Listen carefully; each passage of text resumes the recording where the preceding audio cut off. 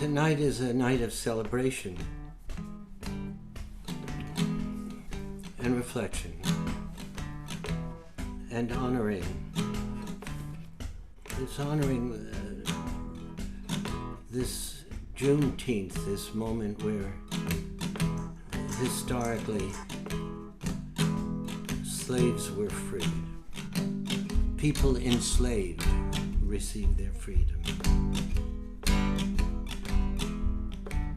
Now I'm not gonna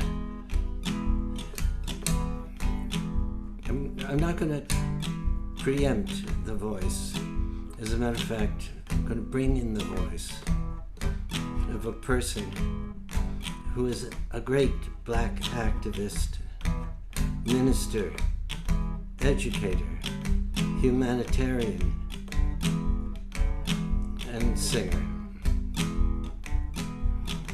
And her name is Dr. Waltrina Middleton. But she may not, she's doing an event in Chicago that's probably going to take her a little while longer before she joins us. So while we do that, here are some songs that have to do with the history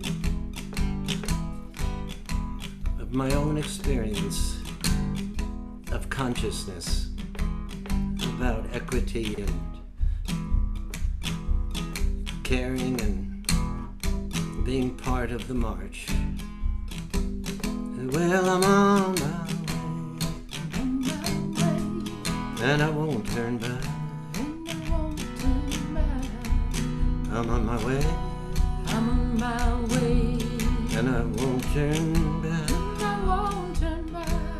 I'm on my way, On my way, and I won't turn back. I won't turn back. I'm on my way, Great God great Almighty. God, I'm on my way. You asked who? I asked my mother, Asked my mother, go with me. go with me. I asked my mother, Asked my mother, go with me. go with me. I asked my mother, go with me. I'm on my way. I'm on my way. I'm on my way. And if she says no, And she said no, I'll go anyhow. I'll go anyhow.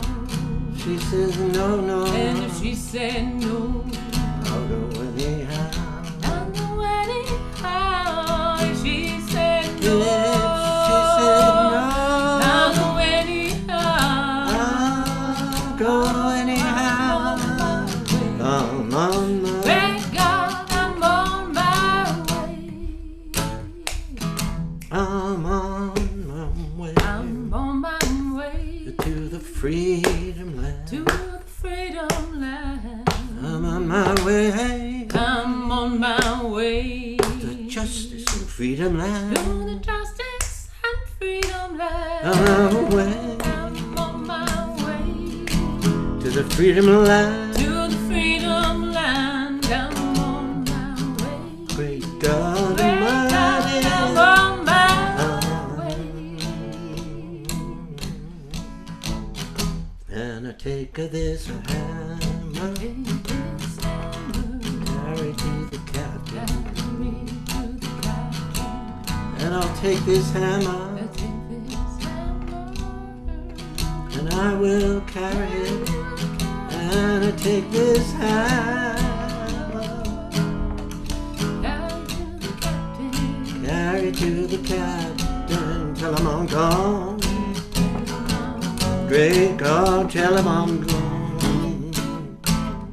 And if I he asked my father to go with me. asks my Oh father, yes, I asked my father.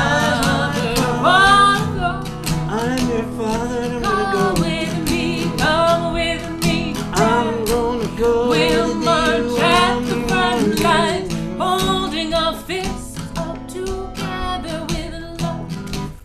The great God will come our way. this hammer, Take this hammer, throw it in the water. throw it in the water. Take this hammer, throw it in the water. Take this Hammer, hammer, throw it in the water. throw it in the water. Shine like gold, shine like gold. I'm on my way I'm on my way to the freedom land, and I'm on my way. I'm on my way. Oh, we will get freedom. We're on our way. On our way. On this freedom day, we're on our way. Great God We're Almighty. on our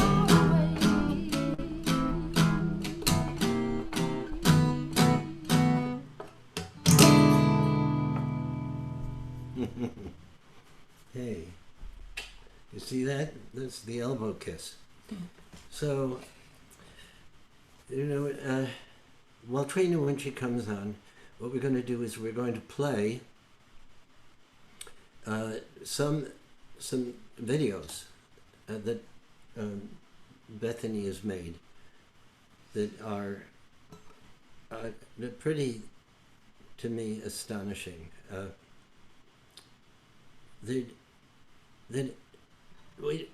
It's a difficult and more unusual walk now to be an advocate because it hasn't worked, friends. It has not happened, when I say it, in all this time, in all this marching, in all this, it comes back, and now it is a grotesque growth, a cancer in the heart that has manifested, that the degree to which it's being hidden has just crippled our sensibilities. I don't think that when you're living the lie of denial of what you've done, you can walk away from it. I think that in the sense the United States has walked away from its responsibility, for instance, in the Vietnam War. But even if you subscribe to that, that about halfway through, everybody knew that it wasn't going to be possible. It was very clearly understood. McNamara told Johnson, and yet he said, I don't want to be the first president to preside over the loss of an American war. Well, Waltrina's trying to join us now. Oh, that's fantastic. Okay, well, that's great. Let me see if that's going to come about. Let me see. Hang on. Let me see. Please call with Waltrina Middleton. Hey, there she is. Hello, friends. Waltrina. Hello, beautiful Waltrina. Hi there. Hi, sorry, it was still transitioning from the other call. So. No, we've just been Beautiful. singing and waiting for you. It's Awesome. a beautiful thing that you've joined us. Oh, Glad to be my here. Beautiful faces. Look at my beautiful friends. goodness. How did the you know what? If you could take some of those lights over the top, down, the ones in back of you. I'll try. It's Yeah. auto. Let me see what I can do. Oh, it is? Okay. Because then you'll be able to, if we deal with it now, otherwise it's distorting the view. Waltrina's been... Is this better? It is better. It is better. Okay, thank you. That's No right. problem. Okay. I'm so happy to see you, Waltrina. Likewise. Your beautiful face. Wow. Likewise. So we were just singing a bit, and the reason I was saying I'm just going to sing songs until you get able to join us, just going to sing songs that had to do with the my own experience of being a part of the movements. And because, now I think everybody understands that telling those stories that we told and living those realities that we lived, no matter how brave or courageous Goodman, Cheney, and Schwerner were, in 1964, and only one of them was black, Cheney was black and Michael Schwerner was, they were college students and they were killed by the Ku Klux Klan. And it wasn't until just a very few years ago that anybody was ever brought to trial. But telling those stories, I was saying, hasn't worked as much as we had hopes. And so we're all discussing and deciding what can we do given this imperative opportunity in which the disease has revealed itself in the way that it has, that it's been hidden, because it has existed. How are we going to find a way that differs from what we've done before and gives us the opportunity to not allow this to shut down and become once again a diseased body, a diseased nation? And I think one of the things that I found is that singing a little bit or hearing that has helped me to focus. As soon as I started singing with Bethany, I began being clear. And so I thought what we would do, Waltrina, is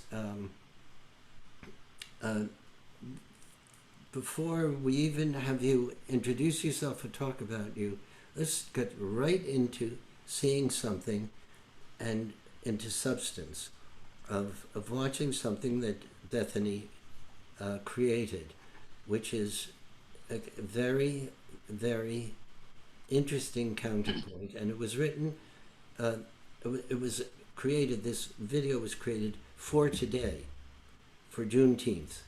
And it was only finished, it's like an exam. You're cramming for an exam and she only finished it, yesterday. And that's the way it should, because we are at the cusp of the experience. So I want to show it now. And the song is Bahia. If you can, Bahia, can you speak just a little bit about the origin of the song and then just let the video speak for itself? Sure. Well, Bahia is a place in Brazil, and it's a place that I've been wanting to go with my sister Waltrina for years now. So we have plans to go and dance in the terreiros and temples of Brazil together. But it's a song. Bahia was the main slave port of Brazil and really of South America. So it's really the center of where the ships from Africa would come in the Middle Passage. And so what's grown up in Bahia and what took root in Bahia is this Afro-Brazilian, African identity, and the songs and religions or religious practices, spiritual practices of Africa also landed there, and mixed with the indigenous Brazilian population as well, and became something very unique to Brazil. Brazil has its own flavor, and so there are these prayer songs. And so this particular song, and it candomblé and umbanda, and it's really songs and celebrations of life and of all of the nature spirits, called the orishas, which are the spirits of nature and the forces of nature that the wind, the air, the water, the ocean, the forest, the healing spirits, the spirits of fire, the spirit of justice is Shango, who carries, of course, a big hammer. That's the symbol of justice, is Shango. So this is a song for the people of Bahia, and the spirit of Bahia. And it's a song that calls on the spirits of Africa and the divine force to come here now and help us in this time of transformation. And the way I really feel it when I sing it is that we all have our ancestors.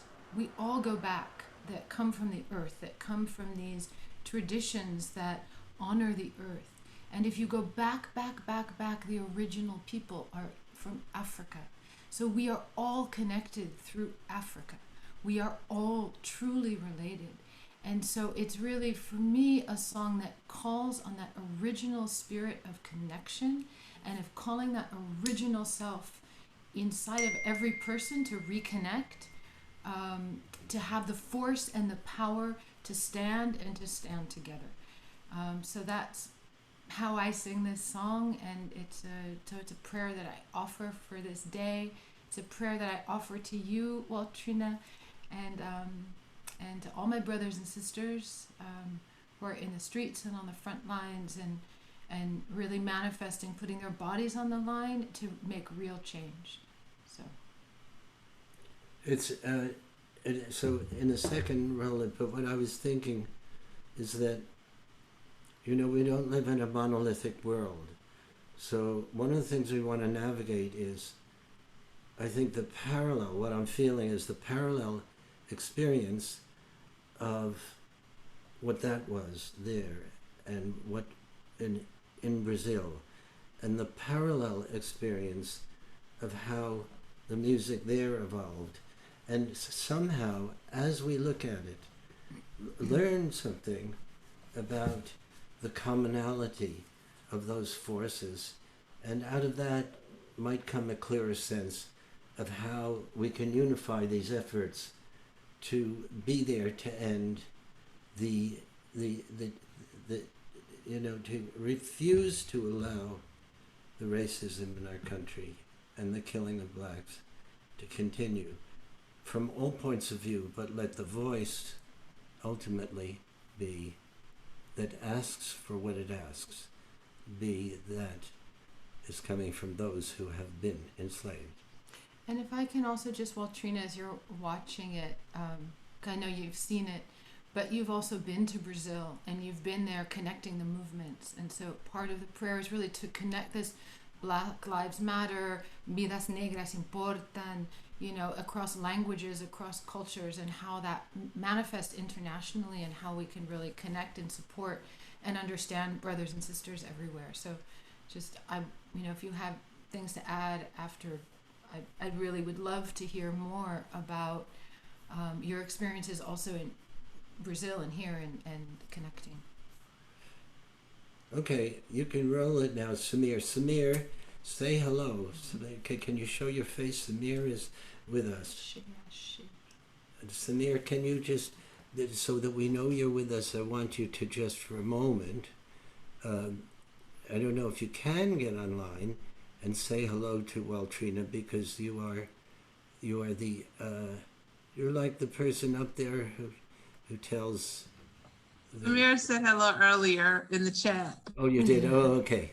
All right, then let's roll it, Samir. Takes them a while to change the video feed.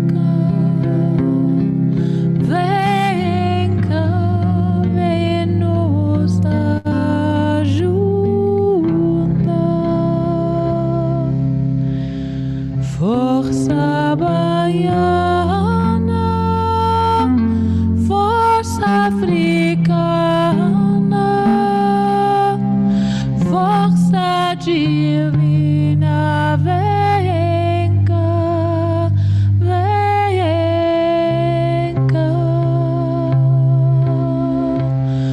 Força baiana, força africana,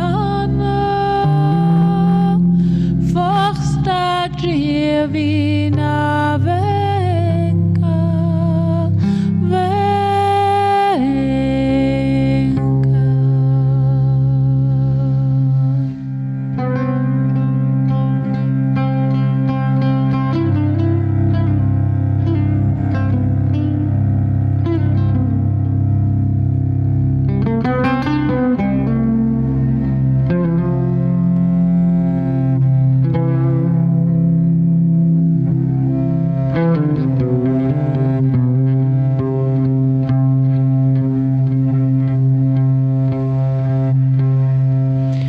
oh Bahia,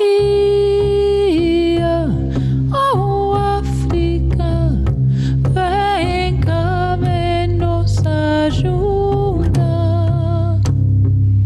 Oh Bahia, oh África, vem cá, vem nos ajuda. Força baiana, força africana, força divina, vem cá, vem cá. Força baiana, força africana, força divina, vem cá, vem cá. Força baiana, força africana, força divina, vem cá, vem cá. Força baiana, força africana, força divina, vem cá, vem cá.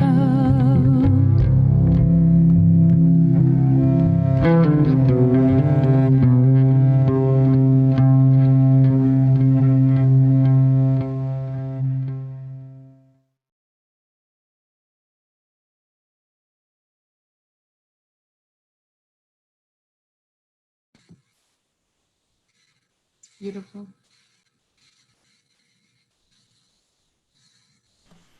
So, Waltrina, what I was telling Bethany while we were coming to the end is that at this point, I don't want us to speak. I just want you to have the floor to respond and think and share with people. There are people who are. Let us feel your thoughts in your heart and learn, and let us be together on this day of celebration and day of awareness, and let you take us there.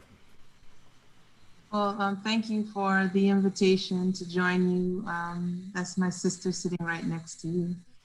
And I love you all very much. And I'm grateful to be in dialogue, to be in conversation, because I think that the only way we will be able to live into a transcendent liberation is if we are finding ways to love each other, to see each other, and conversation, that's certainly a part of it. So I really appreciate just the beauty. First of all, I've always loved the beauty of your voice. Bethany, you always sound like an angel to me.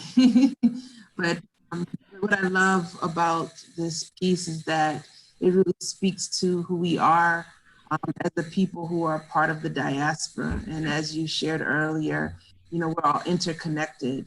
There is an expression called Ubuntu, which means I am because we are. We are because God is. And I cannot be all that God, Creator, has called me to be unless you are all Creator has called you to be. So it speaks to our interconnectedness and just the innate the innate I don't know. I guess what I'm trying to say is who we are. Our interconnectedness is natural. And the more that we work to come together, the closer we come to reclaiming our humanity. The more that we fight and charge someone for being less than human because of the color of their skin, because of their orientation and the like, it takes us farther away from our humanity. What I love about the video is that it speaks to that global interconnectedness. Today, early this morning, some of my friends in Palestine sent me a photo of some Afro-Palestinians wearing George Floyd t-shirts saying Black Lives Matter. And they were on one knee with their fists up. And just the image itself like made me like stop and pause, because sometimes in the struggle you feel alone. You feel as if like no one can hear your cries, that your lament is in isolation. And to see family in another country under their own occupation and oppression share in solidarity with you and say, we see your lament and we are here with you. We kneel with you, we put our fists up with you. That's really deep and moving and empowering. And so we are called to be in solidarity with one another. The people of Brazil, beautiful, powerful, resilient, full of life and determined. And I say the same is there as well. I was invited to Brazil by the Mothers of May, sharing their narratives about their children that were killed by militarized police.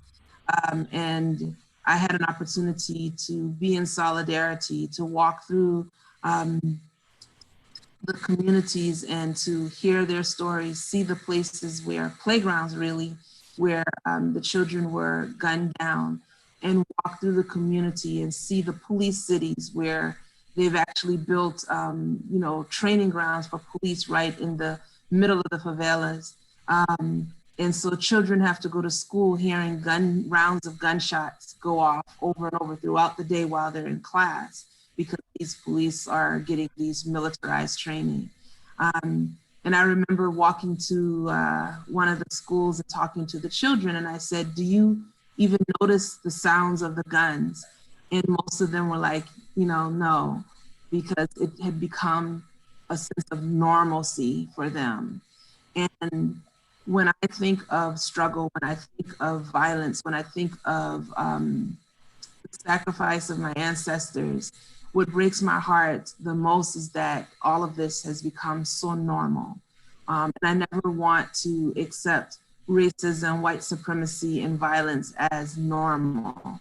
And so I dedicate my life as a daughter of the diaspora in solidarity with my family in all of the places in the margins, to breaking chains, disrupting system oppression, and making sure that no matter what I have, if all I have is my voice, if all I have is my pen, if all I have is a letter of lament, that I share it and offer it with love and hope and in peace. I think it's really important for us to remember, Angela Davis says it all the time, that we are not free as long as our people are in anywhere in the land, especially those in Brazil and in Palestine, are under occupation. But let us not be fooled that even as we are here in a so-called free nation, that we still have chains that remain unbroken. We still fight the powers that be, that use laws, that use policies, that use wealth and poverty as ways to put their foot on our necks, just as they put their knee on the neck of our brother, George Floyd. There are more than one ways to take the breath away and to dehumanize. So we speak against all of those systems of oppression in solidarity here on the stolen soil of the US and across the world. Thank you. And I want to ask you a question I'm trying to figure out. Well, let me just close this door. Hang on just a second. I can't. Okay, you want to go out for a second? I'll just do it. I'll close the door if you will. Thank you. Thanks, Waltrina. No So, problem.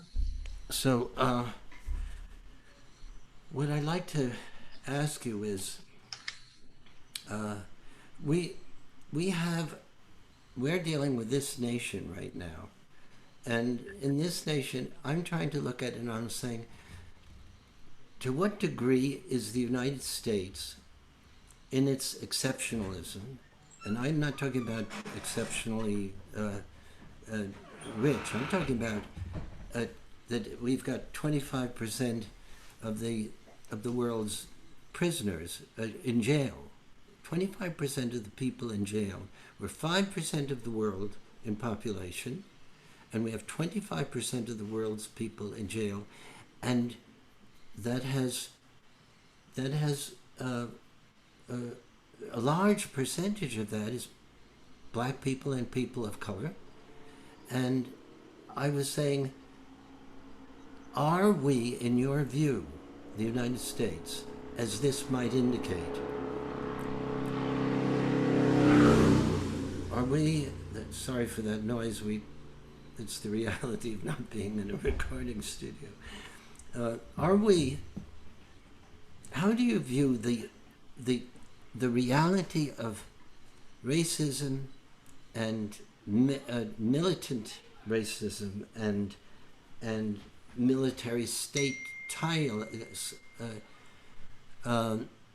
racism? How do you view that in reference to other countries? Are we, am I to look at the United States the way I am from your point of view as being singularly destructive?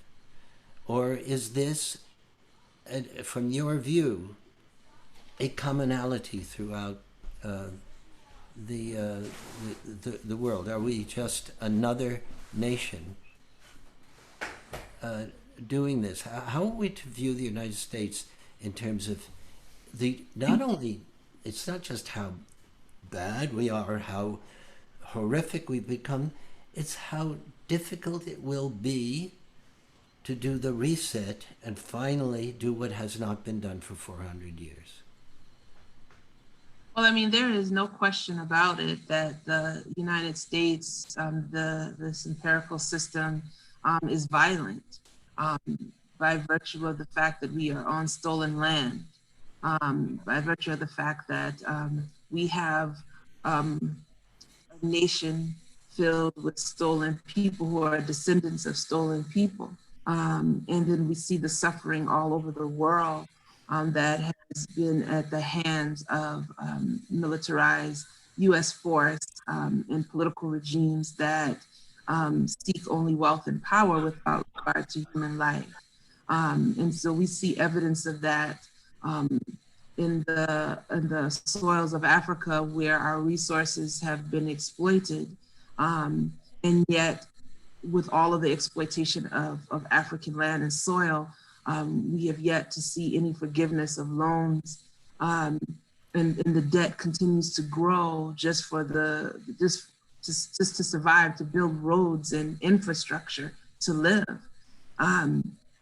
We see the brutality and the greed of this country right next door in Haiti.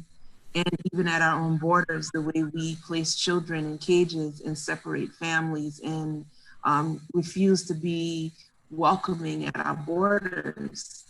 But with that said, we also see that there are places, you can see the circle of violence with George Floyd.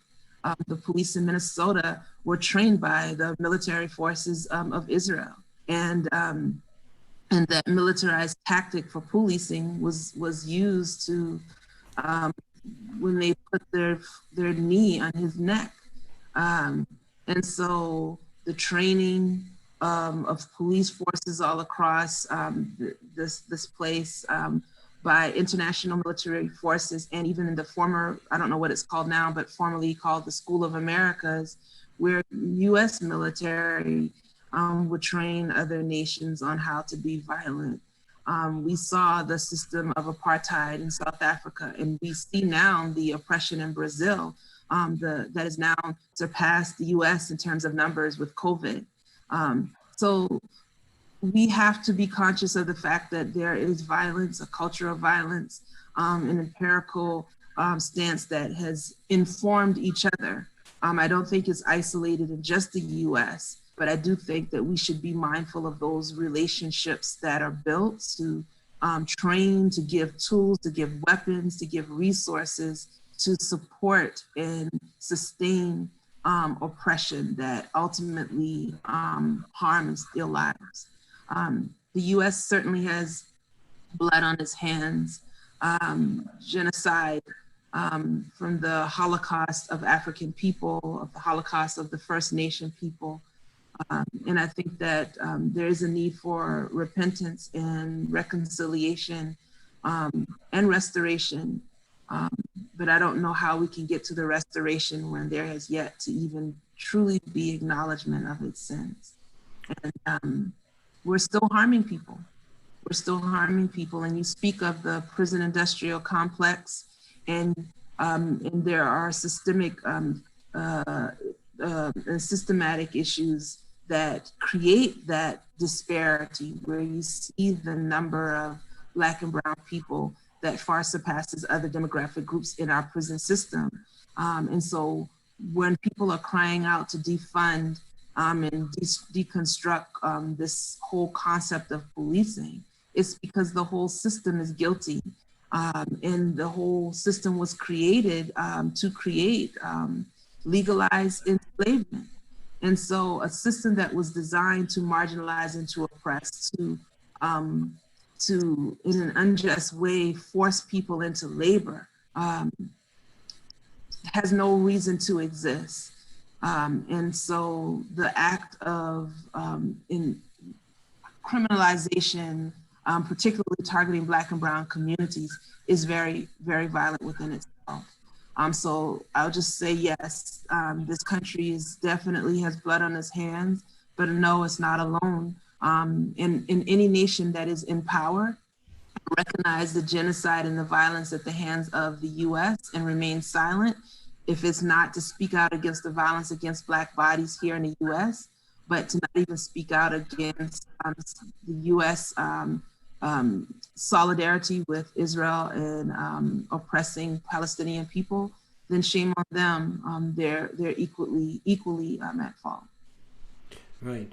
By the way, the sound is breaking up a little bit. So what I would suggest you do, can you move a little away from the computer? I think it's breaking up. Mm-hmm. Sure. And then bring the angle down a little of the computer. You see how just a little bit there. And then if you're a little bit farther away, and I think that it won't break up as much. Thank you. So I'm so tired I need to lean on the table, but I'll try. Right. This table is holding me up right now. Well, it could be my connection too, but I'm sorry. No, I think it's a little better now. Yeah. Okay. Okay. I just wanted it to, because it makes it difficult when it breaks up to understand some of the words. So, well, what I'd like to do is go to another video, if that's okay. And I don't know if you've seen this one, but when I was just seeing Bahia, which I've only seen a couple of times, I saw it with new eyes because we're watching it together. And it's like when I go to see with Mary Beth, Bethany's mom, we sit here and we watch a film. It's different from watching it alone. So let's watch this one together. And the one that I want to watch is the. I think this is This is some of the most beautiful singing I've heard you do, and it's interesting because she's singing with some of the students from Parkland, which, again, I bemoan the loss of your presence there, because I know we all tried for you to be there as part of it, but it was an extraordinary experience out of which came voices of who are experiencing a parallel kind of pain of oppression.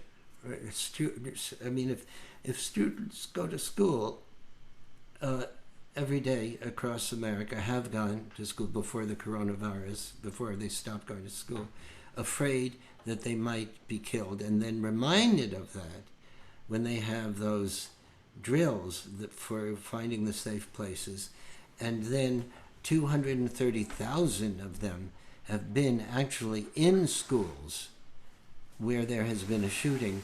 You have a terrorized group of students, and you have their parents, and it's a similar kind of equation, because the violence, which is chosen by the allowing of the weapons, the AR-15s and the AK-47s, is an economic choice that creates the disparity. And indeed, there's the nugget of that connection that's so powerful with the students from Parkland, who had 17 people killed, 14 of them students, on Valentine's Day in 2018. And these are the students with which Bethany and I and you would have been working to create these songs. And this is one of the songs that came out of it. And as a fan of Bethany's voice and music, which I know you are, as but I have... But I think, just to correct, it's actually the main voice in this is someone by the name of Keisha Soleil, and Sankofa B. Britt. Is that Britt? Yes, it's Britt and Keisha, who are both, wonderful activists who we also know through the Peace Poets. And so we wrote this all together with them and the Parkland students as a marching song for the front lines. Right, and Britt is a Black Lives Matter activist from St. Louis, with whom we were put in touch by the Peace Poets, who's prefers to be called they, and in terms of, and there's the intersectionality of course, is quite a powerful reality, and I think she is the what is her relationship to Otis Redding? Do you remember? It's a family thing. Yeah. She's like a niece of Otis Redding, so she comes by this a little legitimately. So when you hear this, and you hear her and Bethany, and Keisha. And Keisha was... Keisha's a friend, and she's singing the lead. And Britt and I are responding. Was Keisha there? Keisha was there at the recording. She wasn't in... yeah. I see. Oh, okay. We all came together. It was the sisters came together. We were just missing you, Waltrina. I know. I wish I could have been there. We tried. Okay, so, and then the name of this is... Won't Take No More. Won't Take No More. And it's not a traditional song, right? It was based on No More, but it was an instructive thing with the kids to show how you can take what call and response was. So taking the old No More song, and then we transformed it to a kind of call and response marching song. Got it. That was okay. All right, so let's play that and then respond to that. No more, no more. No more, no more. Won't take no more. Won't take no more. No more, no more. No more, no more. Won't take no more. Won't take no more. Guns on our street. Guns on our streets. We won't take no more. Won't take no more. Lives lost in vain. Lives lost in vain. We won't take no more. Won't take no more. No more violence. No more violence. Won't take no more. Won't take no more. Bodies on the line. Bodies on the line. Won't take no more. Won't take no more. No more, no more. No more, no more.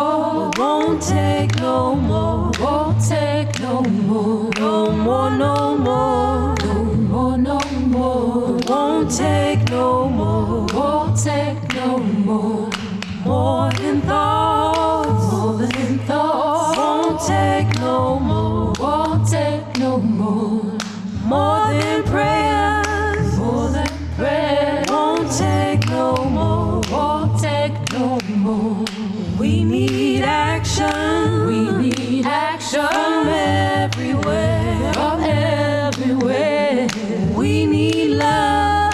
We need love to calm the fear. To calm the fear. No more, no more.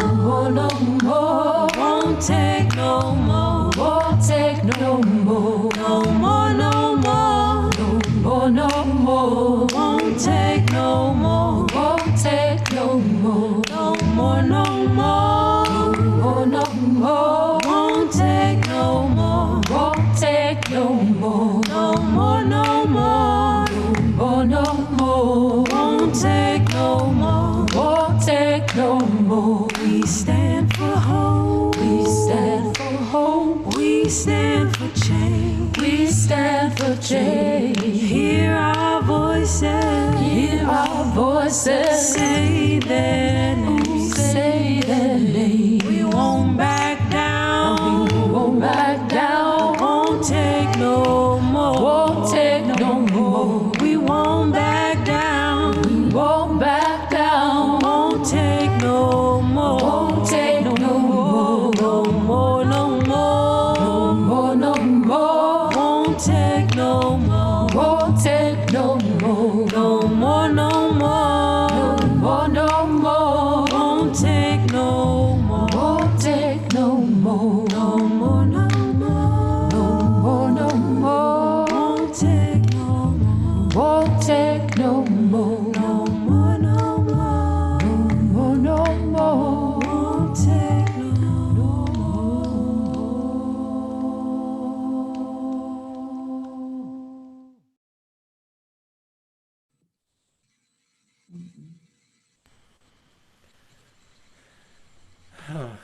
So, Bethany, you're going to tell.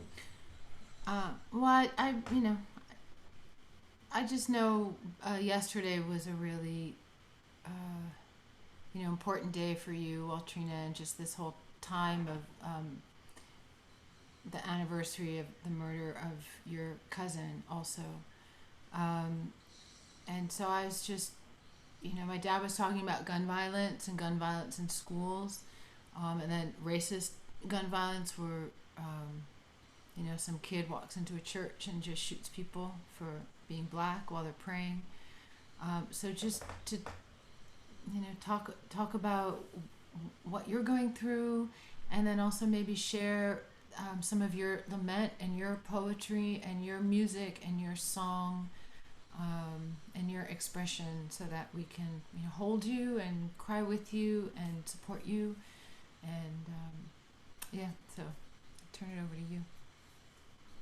Yeah, my sister, I call her my sister. We grew up together like sisters.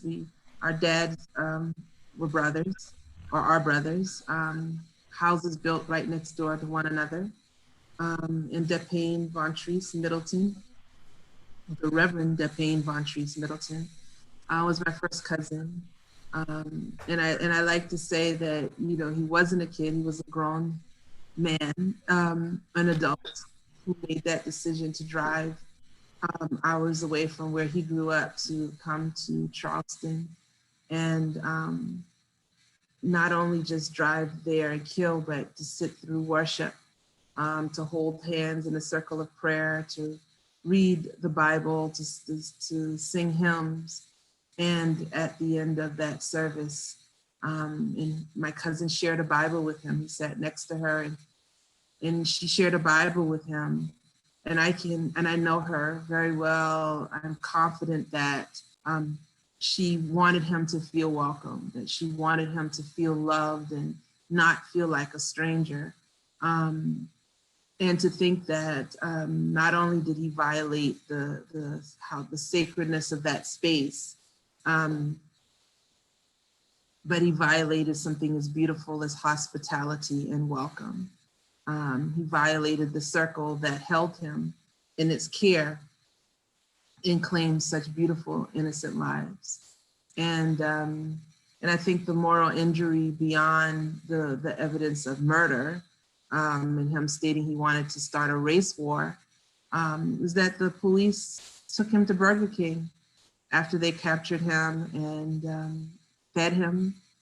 And my cousin is there bleeding to death, if not already dead, unable to go home to see her 4 daughters.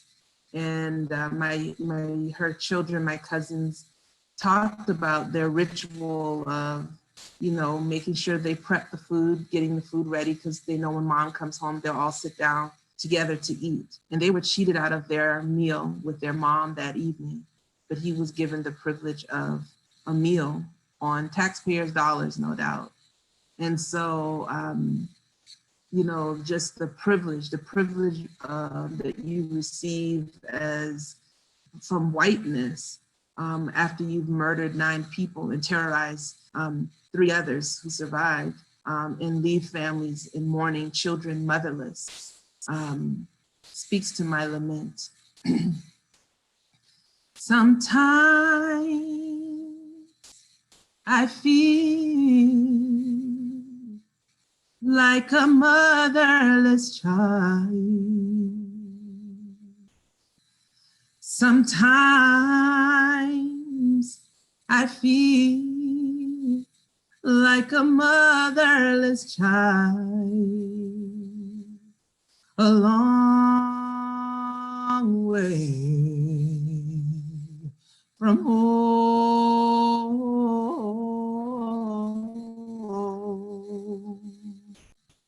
Sometimes I feel like I'm almost gone. Sometimes I feel like I'm almost gone. Sometimes I feel like I'm almost gone. A long way from home.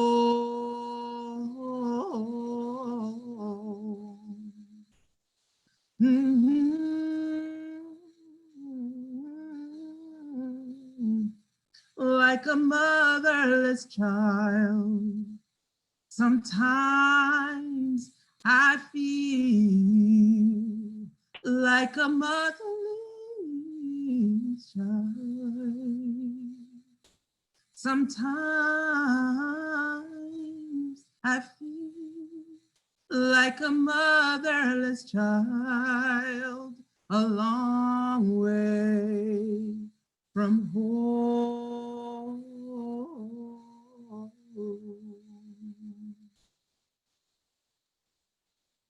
And I sing that for my 4 cousins who now live this world without their mom. One who has just become a mom herself, one who graduated from graduate school on Mother's Day, one who now enters college at her mom's alma mater, and the baby who loves to sing and dance with a voice just as beautiful as her mom, but still trying to make sense of her loss.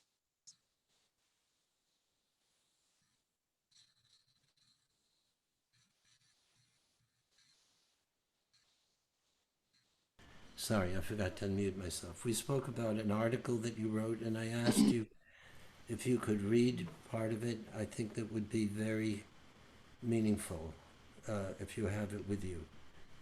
Is that possible? I forgot to pull it up. Okay. Yeah, I guess the article I wrote as I pull it up is this time of year, I'm often asked to reflect on the murders, the massacre, the domestic terror that claimed these innocent lives. And what bothers me the most is that society ran with this narrative of forgiveness. And people assume, well, you're a minister, or you say you're a Christian or a person of faith. How could you not forgive? And I think that forgiveness is a privilege. Forgiveness is my choice, my process, and just as lament is mine. And so I wanted to hopefully offer something that could be liberating for others who have also experienced such pain and loss, who are not ready to forgive or may never be, but to say that that's okay.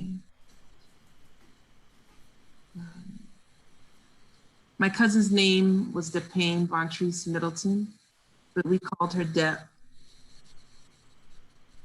Dear Deb, I placed hummingbirds on your grave for Mother's Day. It was also your eldest daughter's graduation from graduate school, so I wanted to celebrate her too. Your daughters chose this symbol, the hummingbird, to represent the beauty of your voice and the eternal bond and love you share with them. You had the most amazing voice, and we love to hear you sing. But in the aftermath of your murder at Mother Emanuel 5 years ago, your voice did not matter. It was stamped out instead by news reports, documentaries, politicians, white supremacist speech, and America's inability to see itself. But we, your family, we hear you. In some cultures, hummingbirds are also known as healers and messengers that connect us with our ancestors. I find comfort in that. Love, Wally. When Black people were enslaved in America, they found places called brush arbors, safe havens hidden in the woods where they would steal away to pray, encourage one another, enact rites of passage, and plot their freedom. In the sanctuary of the forest, the disinherited and oppressed offered all they had to give in the collective work of loving themselves, their Black bodies, and the very essence of their humanity.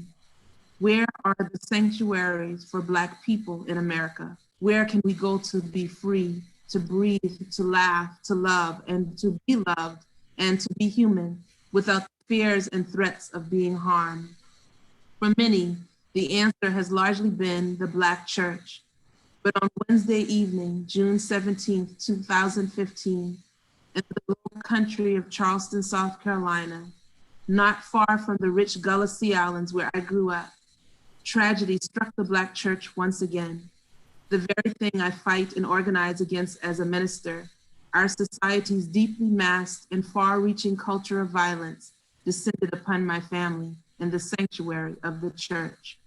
That night, Dylan Roof sat close to DePayne, a minister, a devoted mother, a vocalist, and my cousin. Deb, as I called her, was among the 9 parishioners the self-proclaimed white supremacists murdered as the group gathered for Bible study in the historic Emmanuel AME Church in downtown Charleston. Mother Emanuel is steps away from the old Citadel in one direction and the old port and market in the other, which profited from human cargo. Revolutionary Denmark Vesey was also a member of Emmanuel. In outright rebellion to white supremacy, he mobilized other enslaved people to resist and to fight back. Those plans were spoiled, and Vesey and others were killed, and the original church building was burned down by an angry mob. In 2015, Mother Emanuel's sacred sanctuary was again violated, and innocent lives were once again stolen. That's just a small excerpt. Are you up for reading a bit more?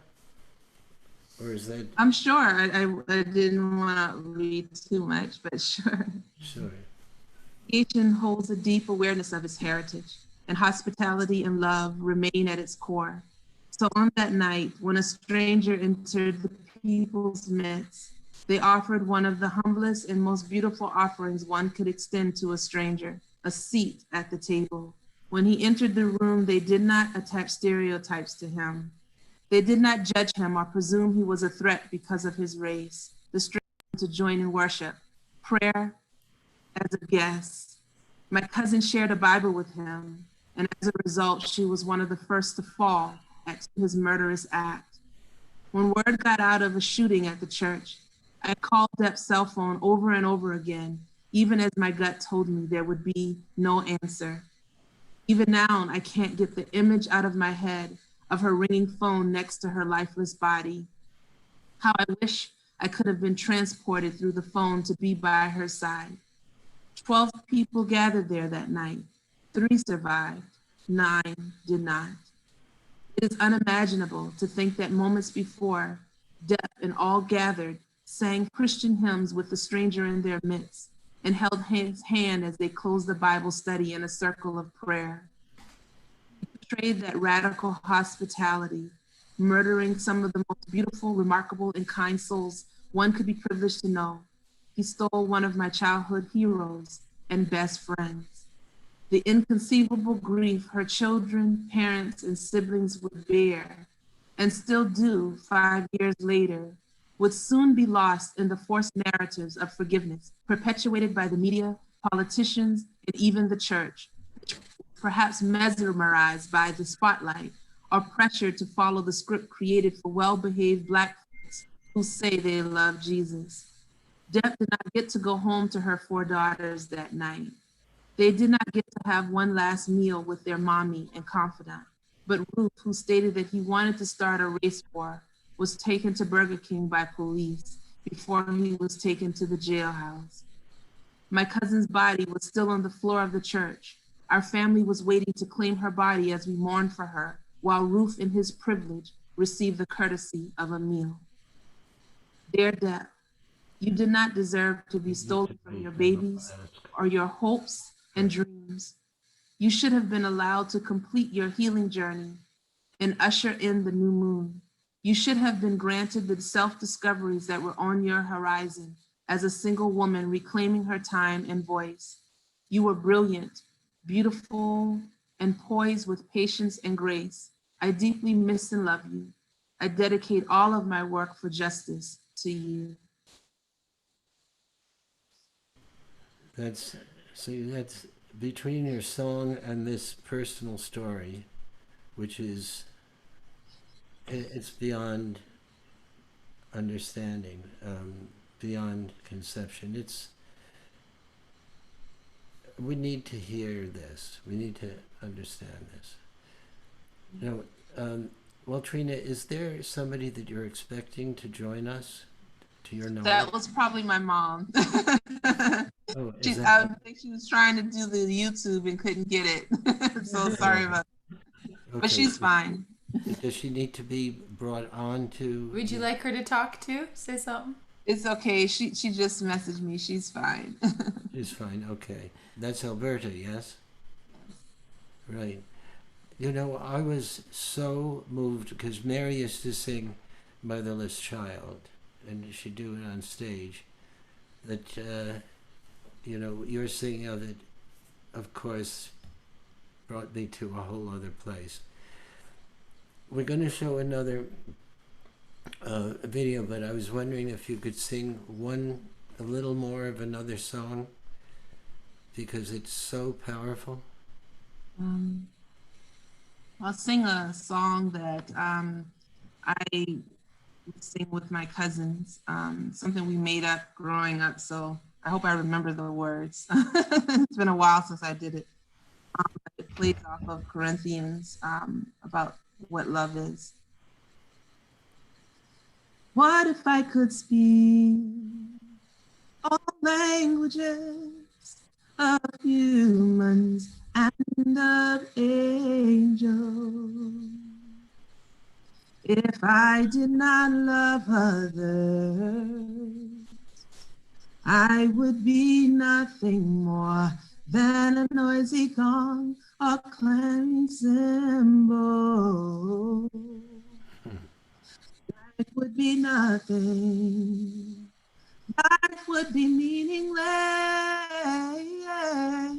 Life would be empty without love. What if I could prophesy and understand all secrets What if I had faith that moved mountains? If I did not love others, I would be nothing more than a noisy gong or clanging cymbal.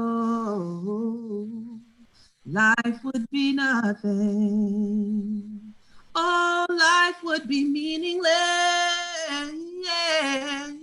Life would be empty without love. Wow. Oh, God. All right. All right. Are we ready for another video? Sure. Okay. And I'll send my mom the YouTube link. Okay. Okay. So, we can, I think we can, what did she say? She said about her mom? Can you send her the YouTube link? Oh, a YouTube link. Okay. So I will send her, oh, she's going to send her the YouTube link. So, in the interim, I'd rather wait until Waltrina can join us again. I'm still here. Oh, you are. Can you see the video? I can, yes. Okay. Is it okay to play it? Yes, I'm here. Okay.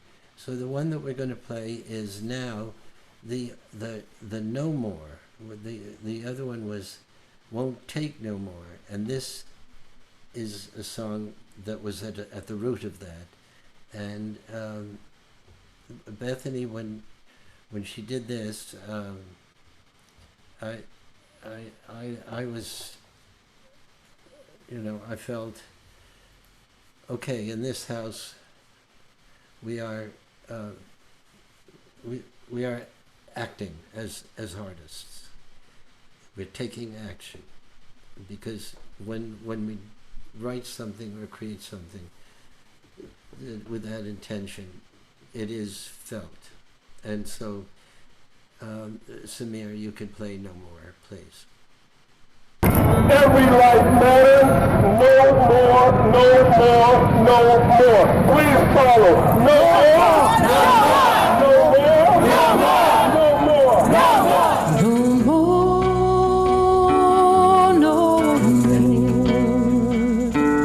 No more, no more, no more.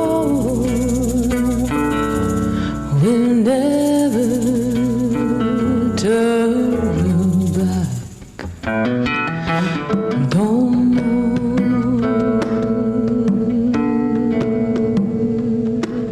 I found her in his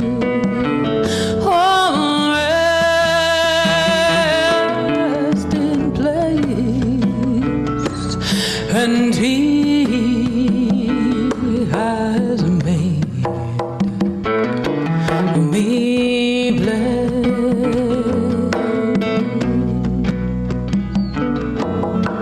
Leave me,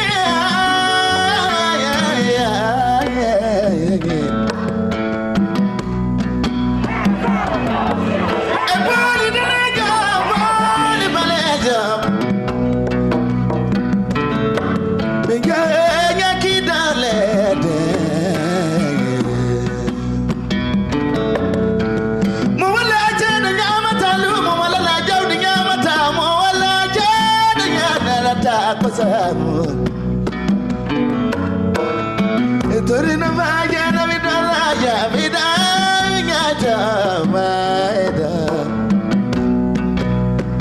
Tujele bingwani, tujele bingwani. Torina vaya.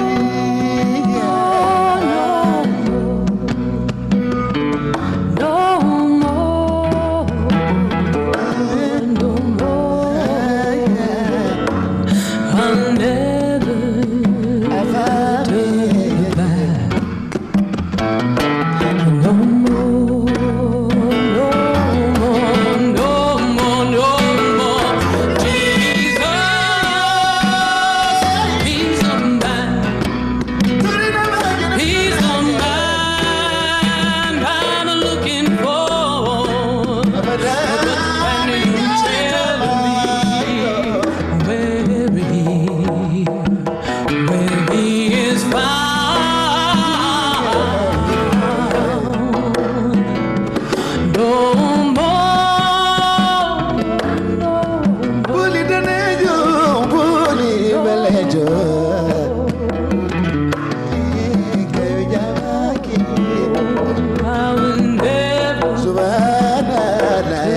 tena kami juga.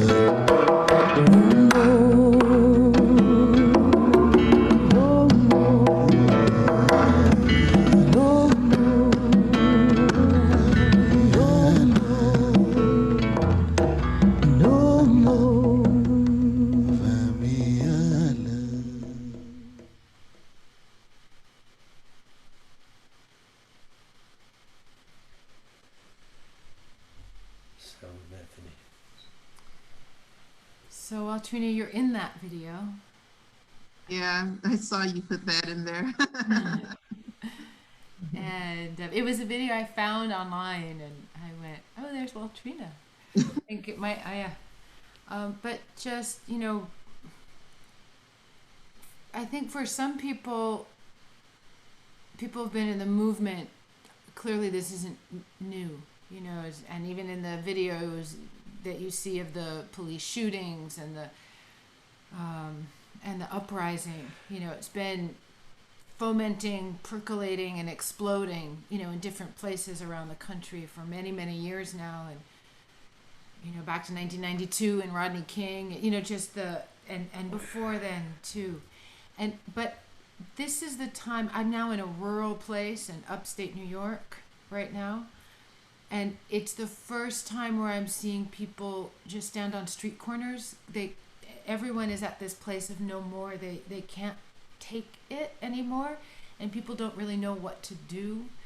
And there's a movement towards not just feeling these feelings, but towards active anti-racism and of actively examining our communities, actively examining our schools, our curriculum, and our own preconceptions, where there's so much just the veil of racism in terms of where we've been taught to see things in a certain way from little children. Like the decolonization of your mind is something you have to actively do and search out in education. So I'm wondering if you can share some of the resources right now where people who actually want to dig in and do that work, where you might point people, how you might point people, and as people are trying to educate themselves on how to stand in a better way, be better allies, and create safe spaces, what are the ways you think that people can lean in and learn and really do some of that deep work so that this becomes not just holding a sign, but a real turning point of how to be, a new way of being? And that's a big question. So Yeah, but I have an answer that I share with folks when I hear that question, and I respect and appreciate it. I want to start by quoting Ruby Sales, who was a member of SNCC, and was traveling, was almost executed as a young person who dedicated her life to liberation work. And a white man who was traveling with them put himself between her and the bullet and died. And that to her was like the ultimate sacrifice that one could make. And so it kind of shaped her definition of what being an ally means. And for her, white people cannot be allies for Black people. The ally means that you are helping me to come closer to my humanity. In essence, Black people can be allies to white people because the harm that is brought against Black people humanizes those that are oppressing us. With each act of violence against my Black body, white supremacy removes itself further away from its own humanity. And so you as white people need to reconcile with us. We need to be your allies to help you come closer to and restore your humanity, because it's inhumane to strip people of the breath of life and to marginalize people because of the color of their skin. And there's something very humble and being able to recognize that this is one place where you don't have power, that the power comes from those who are oppressed to enter into a place of reconciliation and healing with you. For me to say that if you've come here, to quote our sister Lila Watson, if you come here to help me, then you're wasting your time. But if you come because your liberation is bound with mine, then let us work together. And so it speaks to us and it lets us know that that the work begins with the oppressor recognizing that if you have the capacity, inventive enough, creative enough to create a system like enslavement of human beings and bodies, then you also should have the capacity to be creative enough to disrupt it, to uproot it, and to say no more. And so ultimately, I challenge my white comrades to go deep in their imagination, go deep in your hopes and your prayers, and find the tools that you need to dismantle the master's house. Audre Lorde says, you cannot dismantle the master's house using the master's tools. So who would better understand how to dismantle the master's house than the one who built the house?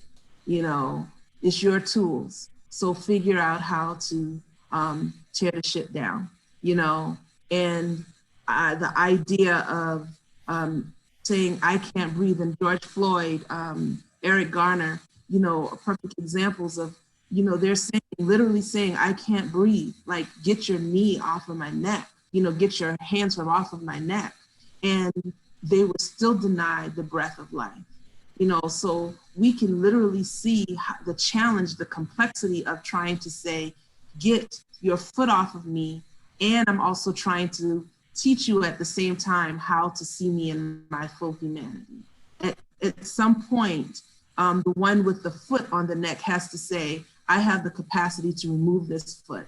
I have the capacity to use a different method of addressing this person, this human being across from me. And so I challenge those who wish to be comrades, those who wish to be in solidarity, to find the urgency to be in prophetic in their imagination. Find that urgency of now to say, in the words of Sojourner Truth, that if we're the ones who turn the world upside down, then we also should be able to turn the world right side up again. And so with the power, the resources, and the privilege, what can white people do? And so I take that question and I always turn it back and I say to my sister, my brother, my white sisters and brothers, that's a great question. Please let me know when you find the answer, because that is ultimately the work. Right now, the work that you're doing through your music and your writing to teach, to educate, to speak truth to power. You have access to spaces that I may not have access to. You have the ear of those that I may not be able to reach because there's already a barrier when they see me. I used to be a chaplain in a hospital, and there were people who would see me with my head wrap or anything that would be Afrocentric, and they would be very uncomfortable with me praying with them. There was already a barrier. How do you use the access that you have with people and places and spaces to educate and to teach and to strategize and to identify the tools that were used to build this house of oppression and to burn it down, to tear it down, to strip it down to its very roots. But with that said, there are other ways to continue to march with us, to one, honor and recognize the voices and the leadership of Black and Brown people, to when you share and hold space with us, don't occupy and take all the space. Give the mic to the Black woman. Let us tell our stories. Let us sing our songs. Let us bear witness to our sorrow and our lament. And then also use your power and privilege to hold systems accountable. When we say we need to hold political officials accountable, and then during the election 4 years ago, white women overwhelmingly voted for Trump. That's a very painful reality in educated white women who voted for Trump in large margins. And so being able to live into recognizing not only our humanity, but also realizing that you have resources, you have privilege, you have access and power. How can you use that to the capacity to support and be in solidarity with liberation?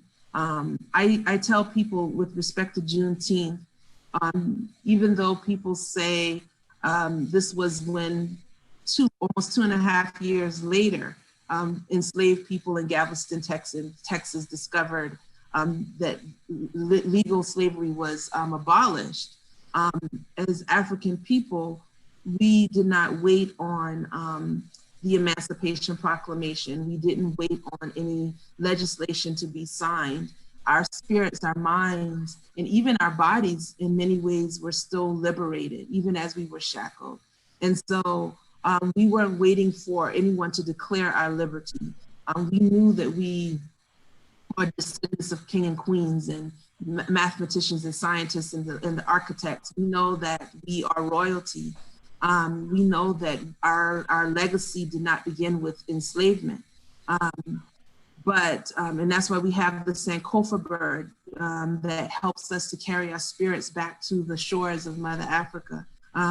But the reality is for white folks or non-Black folks or non-folks of color who want to be a resource, be willing to sit in the places of discomfort, be willing to sit in the places of inconvenience, and be willing to use your bodies along with your wealth, along with your privilege, along with your access, all of those resources, but be willing to live with put your bodies in those places that are inconvenient and uncomfortable so that you can help to dismantle those systems of oppression. And when you say put those situations of discomfort, could you give me an example of that? It could mean losing your job. It could mean not having your family. It could mean speaking out. It could mean any amount of things if you're marching with us and putting your body between Black people and the police. It could mean any number of things, but if you're comfortable, then you're not doing enough. You know, it goes beyond conversations with that aunt, uncle, or that cousin. You know, it's literally, holding your legislators accountable, holding, I don't even know what you call this on Pennsylvania Avenue, accountable. It's being able to say, I'm not going to support these businesses or even your church or your faith center, wherever you go, if it does not identify with liberation and inclusion, walking away from those things that are comfortable, that are familiar, and breaking away from the norms, and saying, I'm willing to give this up. I'm willing to give this up because by giving this up, I draw closer to being in solidarity with those that are suffering. What are you willing to give up? I don't know what that is. It looks different for everyone. And you have poor white people in America that are willing to be poor and suffer in poverty rather than align themselves with the liberation of Black and brown people. They would rather, have COVID-19 and not wear their mask because they think that wearing a mask is anti-Trumpism, and align themselves with nationalist ideals versus finding solidarity with humanity. And so what can you give up? what are you willing to sacrifice so that others may be able to live into the freedom that all human life deserves?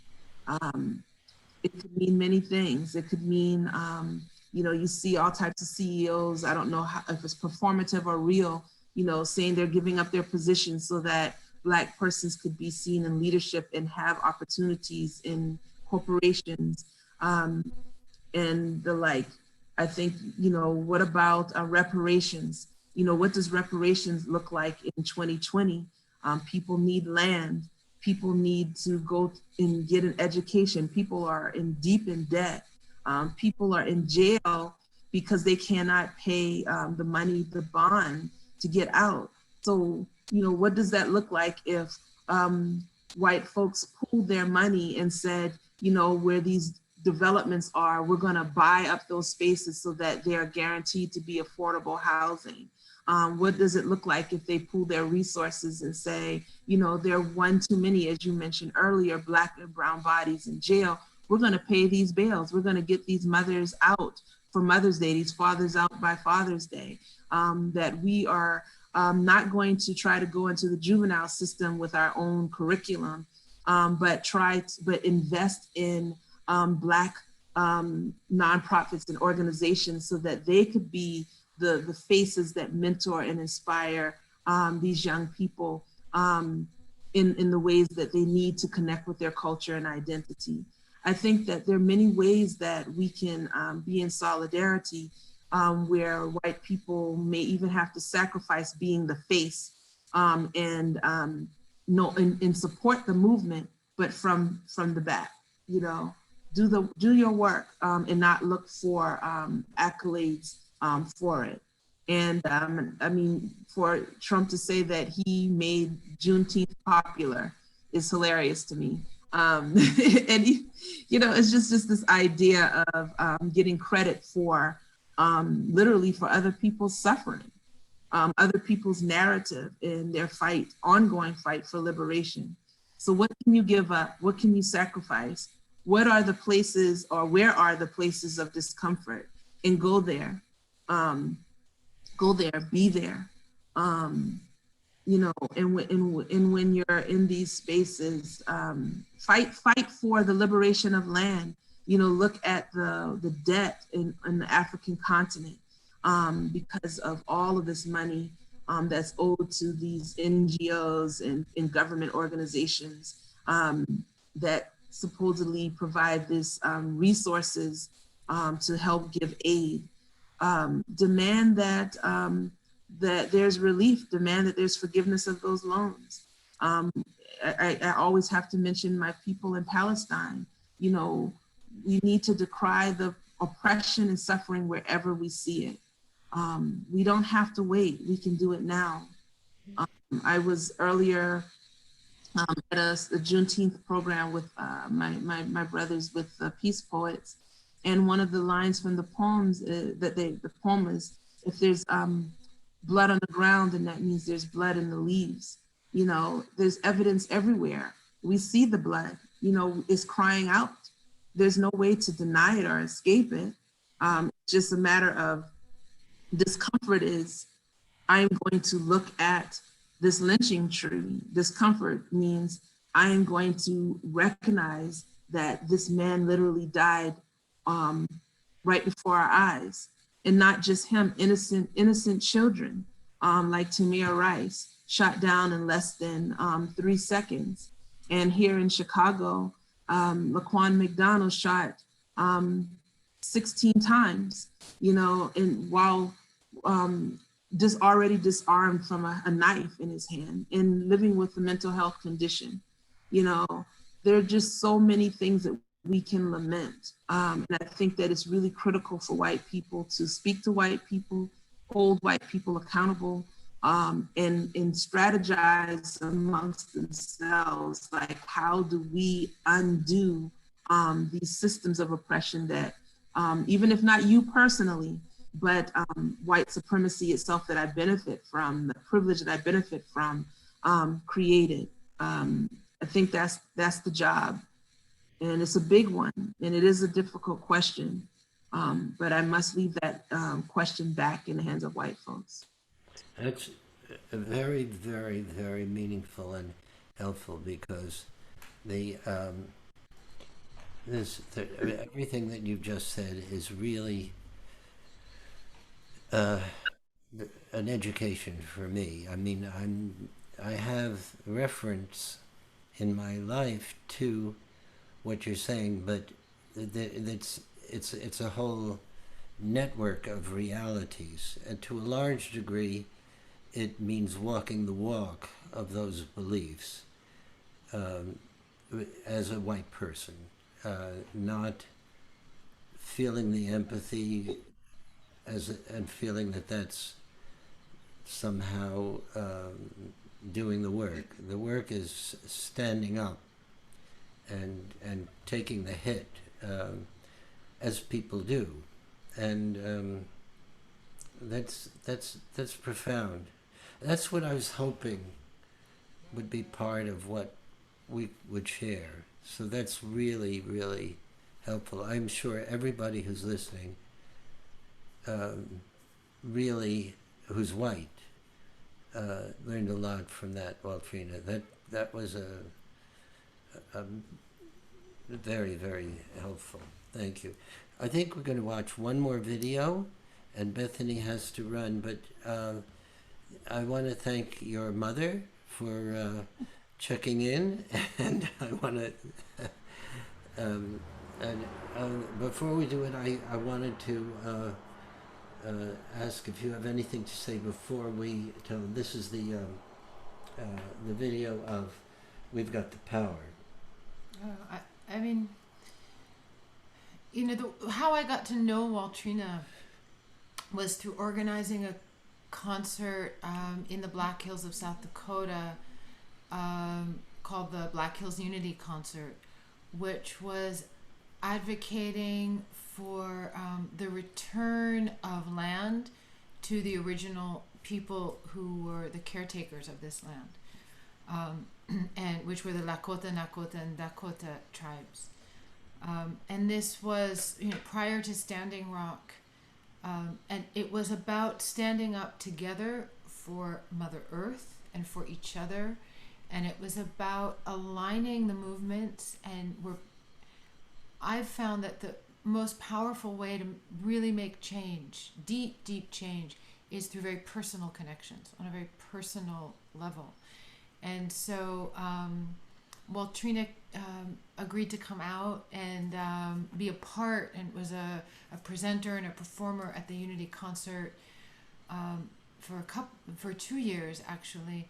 And it was the first time that I had personally in my life seen, you know, living in an urban reality, but doing work with Native folks in different areas, where the Black Lives Matter movement came together with Native Lives Matter, and where the kind of aha and understanding of the obscenely disproportionate amount of violence and killing and abuse at the hands of the police that Native people have also suffered, and so really bringing those movements together, the environmental movement, the indigenous leadership, of really standing together for the earth and for our humanity, like you were talking about, and really getting humble on that ground. So in that coming together and praying together, and also as you said in the Black Hills Unity Concert, Dad, you know, the importance of kind of returning to the scene of the original crime, the original sin of murder and destruction and genocide before any Black person from Africa ever set foot on this Turtle Island, was the murder and genocide of the original people. And then it just continued, and those forces have continued to kill, murder, destroy women, Black, brown, and it's now turning on itself too, and destroying the children and the grandchildren, the ones to come. So this particular song, We Got the Power, features the voices of the Parkland students, where we went and did the songwriting, but also Keith Sokola, who's Anishinaabe, and he's chanting and he's singing inside of this song and playing his flute. And it's this moment of really aligning these movements and aligning the prayers of all of these different movements coming together and recognizing each other, recognizing how we need to come together and walk in a different way. And as you say, use our imagination right now. It's time to right the wrongs. We can give back land. There is land to be given back. We can return money. There are people who have too much of everything. I mean, those of you who are listening, it's really important to look at yourself. What do I have that can be shared, that can be given back? How do I personally rewrite this story? If not now, then when? And if not us, then who? With everything we've been given. So anyway, in this time, I used a lot of the same. I first did the Won't Take No More video, and then my dad had this idea, what if we just take that same video and use it with this We Got the Power, and take back our voice and take back our lives. And he put the images to the song, and it was magical. And it was an opportunity really to unite the voices of the children, the ones who will lead through the next generations, with the Native people standing also in solidarity with Black Lives Matter, and the people in the streets right now in terms of the uprising and the calls for radical change and system change, because it's not enough now. We have to really go back to the root, and even on a personal level, like you did in the Black Hills, to ask for forgiveness, to say, I take responsibility, and in taking responsibility, I'm asking forgiveness. I don't expect it, but I will work to prove myself worthy and do everything I can to right the wrongs, because it is all still possible to do. We can heal. I do believe that we can heal. Not only can we heal, it is when the Hutu, there's Howard Walter was worked in Africa. He was a congressman from Michigan, and he did extraordinary work there. And he was very, very close friend. As a matter of fact, he wrote one of your recommendations for school, for going to college. And there was when he passed, we got together, and there was the last thing that was shared, that I sang, and whatever, the last thing that was shared was a video of these two warring factions that had, macheted each other's children, weeping together when they finally came to this place that he had been a part of creating this healing. And it relied, and they sang, believe it or not, where have all the flowers gone? Yeah. Of all the crazy things. Well, it started with me, what I was thinking, and when I went to Vietnam, Mary Beth was there, Bethany's mom. No, that was the second journey. It's a story, but I think, as I'm thinking, and you might reflect on this just a little bit after this, is that internally, the two things have to happen, I think, at least personally for me. And I'd like to know your advice on this, or your thought about it. There's number one, I need to accept the reality of what has been done. And I have to take responsibility for its having been done, as not having done it, but being in some way complicit with it for not opposing it as I might have. But the most important thing is the recognition that this has occurred, the denial of responsibility, the legacy of denial, is an illness, I believe, perhaps worldwide, but in my own country, our inability to say, we have done this to Native Americans, we have done this to black people, we have done this to people who have to live with putrid, horrible waste, destroying their land. We've done this to our indigenous people. Once that, unless there is acknowledgement of the truth, then any presumed reconciliation is a farce, because it's built upon the hiding from the reality of what has been done. And to say, I am a racist, which I am, it's in me. I know, we live with it, and then a moment comes when you say, or I am poisoned by privilege in some ways, I think that's the level. That's a part of the discomfort. I mean, what you just said there, I mean, I don't know too many people that are comfortable saying I'm a racist, and I have a white friend who says I'm a recovering racist, recognizing that every day I'm working to reconcile within myself the racism that I have embodied through my own privilege. And that's and the truth telling is definitely critical. You have to have truth telling, bear witness to the truth for reconciliation to take place. I do not know how to trust you if you can't even acknowledge the harm that has been done. How can I be in community with you when you could strip me of my own humanity, or you can literally be sitting in a park wanting to watch birds and listen to birds, and someone will say, well, I'm just going to call the police and say that there's a black man harassing me.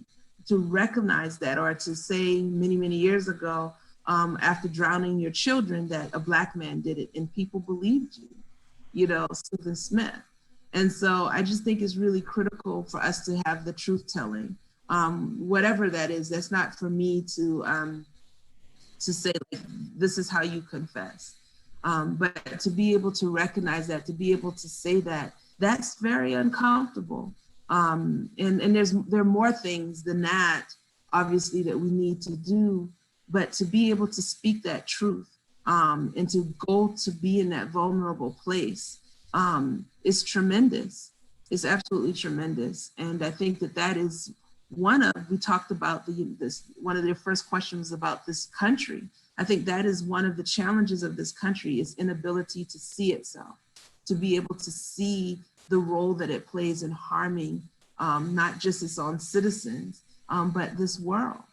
And one of my mentors, Reverend Dr. Jeremiah A. Wright, when he spoke about the America damning itself, he was crucified for speaking prophetically and abandoned, I would say, even by the Black church that wanted him to be silent because they didn't want him to embarrass the first Black president. But all of those things, the truth telling, it made people uncomfortable. People were not willing to sit with that discomfort. And 8 years later, we now have to face the very truth that he tried to speak before. And so I think you're right that is a very critical piece. We have to be able to speak the truth, tell the truth, even if no one will listen, even if you have to go and cry it out alone. We have no choice, because it's not only for the sake of the generation to come, it's also for the sake of our ancestors.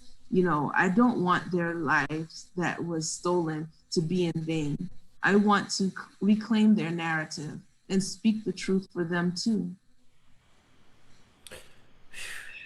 We've come to a very good place to, this is a kind of a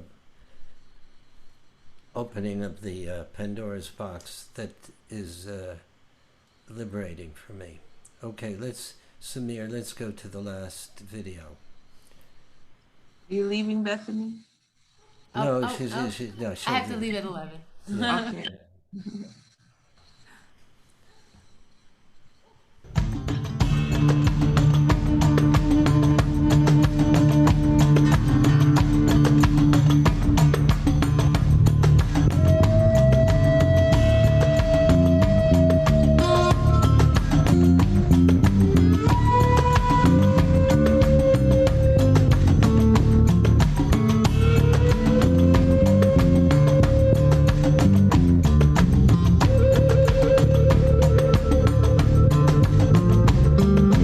March down the street and let the world know that we can't be beat. Because you will hear us chant, you will hear us scream. And right now, we change everything because it needs to stop. No more kids in their classroom getting shot. This is one battle that needs to get fought. And we can't give up this fight. We cannot relent day nor night. So join us and rise. Join us. And they will hear our cries.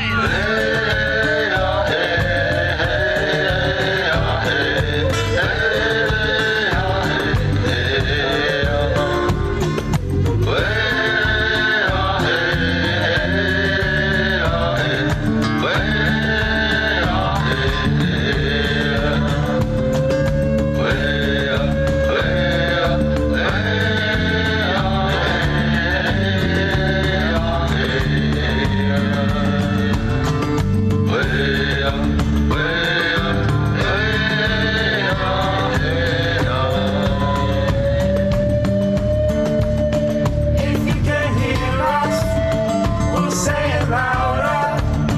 You once controlled us, now we got the power. If you can hear us, we'll say it louder. You once controlled us, now we got the power. Power to change, power to rise, power to speak up and take back our lives. Power to change, power to rise, power to speak up and take back our lives.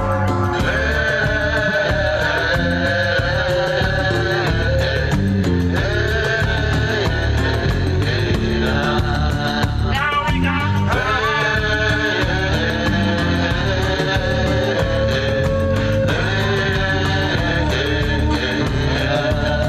Now we got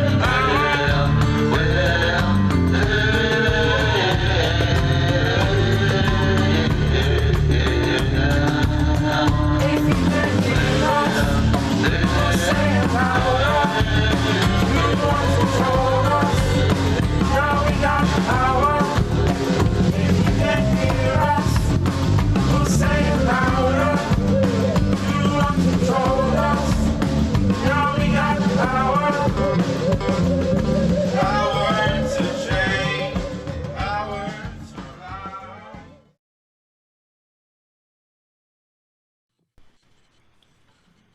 That's pretty- Had you seen that before, Waltrina?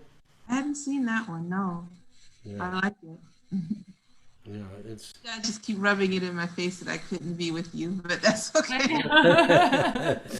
It'll be another. well, Waltrina. I mean, I'm sorry, the occasion is obviously somber, but the power in coming together is beautiful. So I missed it.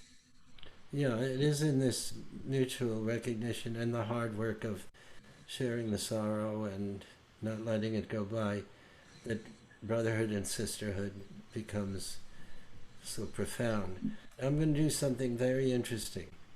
I'm going to sing one line, and then I'm going to say the next line, and then you'll sing it, okay? Okay. And then I'll do the same with Bethany.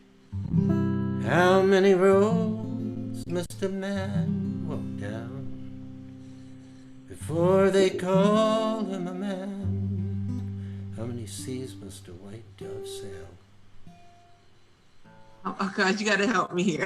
Bethany, you. How many seas? Must a white dove sail before she sleeps in the sand? How many times must the cannonballs fly before they're forever banned? You could sing whatever melody. Okay, my voice is not very strong, but I will try. Let me see. Let me pull up the words. How many times must the cannonballs fly before You're just putting me on the spot. Can I yield to Bethany because I don't want to. Okay. Yeah. Okay. How many times must the cannonballs fly before they're forever banned? Now you can do the answer, my friend. The answer, my friend. Go ahead. It's blowing in the wind. The answer is blowing In the wind. How many years? I'm going to go to this key. How many years can a mountain exist before it is washed to the sea? A mountain of ignorance and hatred. How many years can some people exist before they're allowed to be free? Yes, and how many times can I turn my head and pretend that I just don't see? The answer, my friend. The answer, my friend, is blowing in the wind. The answer is blowing in the wind. And how many times can a man look up before he can see what is obvious? You look up, you see the sky. How many ears must one man have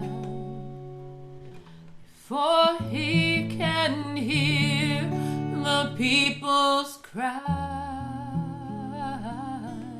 And now in the wake, and I generally don't go here, but I need to tonight, in the wake of the Supreme Court decision, I address that last to Kavanaugh, to Chief Justice Kavanaugh, before you can hear people cry. And how many deaths will it take till we know That too many people have died? The answer, my friend, is blowing in the wind. The answer is blowing in the wind.